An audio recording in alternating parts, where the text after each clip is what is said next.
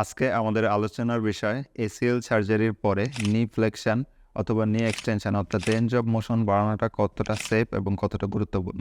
ACL সার্জারির পরে প্রত্যেকটা পেশেন্টের একটা বড় কনসার্ন থাকে যে আমি কত দ্রুত রেঞ্জ অফ মোশন বাড়াবো, কত দ্রুত আমার ফ্লেকশন বাড়বে অথবা কত দ্রুত আমার এক্সটেনশন নর্মাল পজিশনে আসবে। খুবই গুরুত্বপূর্ণ বিষয় যে রেঞ্জ অফ মোশন বাড়ানোটা খুবই গুরুত্বপূর্ণ, কিন্তু সেই সাথে সাথে খেয়াল রাখতে হবে যে রেঞ্জ অফ মোশন বাড়াতে যেয়ে তাড়াহুড়া করে আমার যাতে জয়েন্টের অর্থাৎ যে জয়েন্টে আমার সার্জারি হয়েছে সেই জয়েন্টে আমার যাতে কোনো ধরনের অসুবিধা না হয়, অর্থাৎ কোনো ধরনের কমপ্লিকেশন তৈরি করে না ফেলি। এক্ষেত্রে আমাদের পরামর্শ থাকে প্রতি সপ্তাহ ওয়াইজ অথবা 2 সপ্তাহ ওয়াইজ একটা অ্যাসেসমেন্ট থাকে। সেই অ্যাসেসমেন্ট অনুযায়ী গাইডলাইন যেভাবে আছে সেভাবে যাতে আমরা রেঞ্জ অফ মোশন বাড়াই। যেমন ধরা যায় সার্জারির পরবর্তীতে আমাদের প্রথম 1 থেকে 2 সপ্তাহের ভিতরে আমাদের একটা টার্গেট থাকে যে রেঞ্জ অফ মোশন যাতে 90 ডিগ্রি আসে। তো এই 90 ডিগ্রি প্রথম 2 সপ্তাহের ভিতরে আমরা যদি চেষ্টা করি যে কেন 90 ডিগ্রি আসলো না এবং ওটা তাড়াহুড়া করে আমি খুব প্রেশারাইজ করে অথবা ফ্রিকশন করে অথবা ম্যানুয়াল ভাবে প্রেশারাইজ করে আমি ওটাকে 90 ডিগ্রিতে নিয়ে আসলাম, সেটা বরঞ্চ জয়েন্টের জন্য ক্ষতি হতে পারে। Range of motion